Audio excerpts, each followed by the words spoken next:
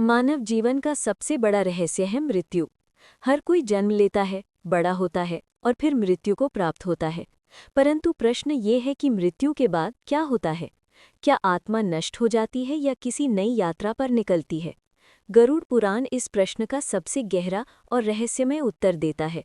ये पुराण भगवान विष्णु और उनके वाहन गरुड़ जी का संवाद है। जब गरुड़ जी ने भगवान विष्णु से पूछा कि प्रभु, मृत्यु के बाद जीवात्मा का क्या होता है, तब भगवान विष्णु ने विस्तार से मृत्यु, नरक, स्वर्ग और मोक्ष तक की पूरी यात्रा समझाई। विष्णु जी ने बताया कि आत्मा न तो जन्म लेती है न मरती है। आत्मा तो शाश्वत है, केवल शरीर बदलता है। मृत्यु के बाद आत्मा का अनुभव उसके कर्मों पर निर्भर करता है। मृत्यु का क्षण, जब प्राण निकलता है। गरुड़ पुराण के अनुसार जब किसी जीव की आयु पूरी होती है, तब यमराज के दूत उस घर में पहुंच जाते हैं। वे अदृश्य रूप से वहां खड़े रहते हैं। यदि जीव पुण्यात्मा है तो उसके पास दिव्य दूत आते हैं। यदि जीव पापी है तो भयानक रूप वाले यमदूत आते हैं। मृत्यु के समय ये होता है: 1. शरीर की इंद्रियां एक एक करके काम करना बंद कर देती हैं। 2. सांस धीमी हो जाती है और केवल प्राणवायु हृदय में शेष रहती है। 3. उस समय आत्मा शरीर से बाहर निकलने का प्रयास करती है। 4. यदि पुण्यात्मा हो तो आत्मा सहजता से बाहर निकल जाती है, जैसे फूल से सुगंध निकलती है। 5. यदि पापी हो तो आत्मा को खींच खींच कर निकाला जाता है।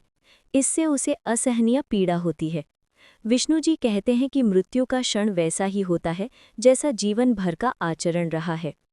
शव और आत्मा का पहला अनुभव। जैसे ही शव निष्प्राण होता है, लोग कहते हैं, अब ये केवल शव है। लेकिन आत्मा अपने शरीर को देख रही होती है। आत्मा देखती है कि उसके प्रियजन रो रहे हैं। वो उनसे कहना चाहती है कि मैं यहीं हूँ, रो मत, परंतु कोई उसे देख या सुन नहीं पाता।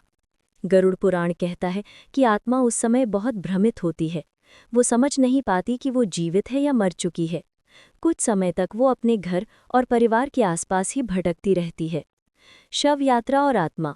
जब शव को शमशान ले जाया जाता है, तब आत्मा उस यात्रा में साथ जाती है। वो देखती है कि लोग उसे कंधे पर उठाए ले जा रहे हैं। जो लोग जीवन में उसके बहुत करीब थे, वे भी अब उस शव को जलाने ले जा रहे हैं। आत्मा को यह अनुभव गहरा आघात देता है कि जिस शरीर को मैं अपना मानता था, वही अब बोझ समझा जा रहा है। गरुड़ पुराण कहता है कि ये क्षण आत्मा को ये सिखाता है कि शरीर नश्वर है और केवल आत्मा शाश्वत है। दाह संस्कार और आत्मा का बंधन टूटना। जब शव को अग्नि को समर्पित किया जाता है, तब आत्मा को अपने शरीर से अंतिम बार गहरा संबंध महसूस होता है। आत्मा देखती है कि उसका शरीर धीरे धीरे पंच तत्व में विलीन हो रहा है। तब आत्मा को यह अनुभव होता है कि अब उसका भौतिक आवरण पूरी तरह समाप्त हो गया है। गरुड़ पुराण बताता है कि जब तक शव जलकर राख न हो जाए, आत्मा पूरी तरह मुक्त नहीं होती। इसलिए शास्त्रों में कहा गया है कि मृत्यु के तुरंत बाद दाह संस्कार करना चाहिए, ताकि आत्मा को शांति मिले और उसकी अगली यात्रा शुरू हो सके।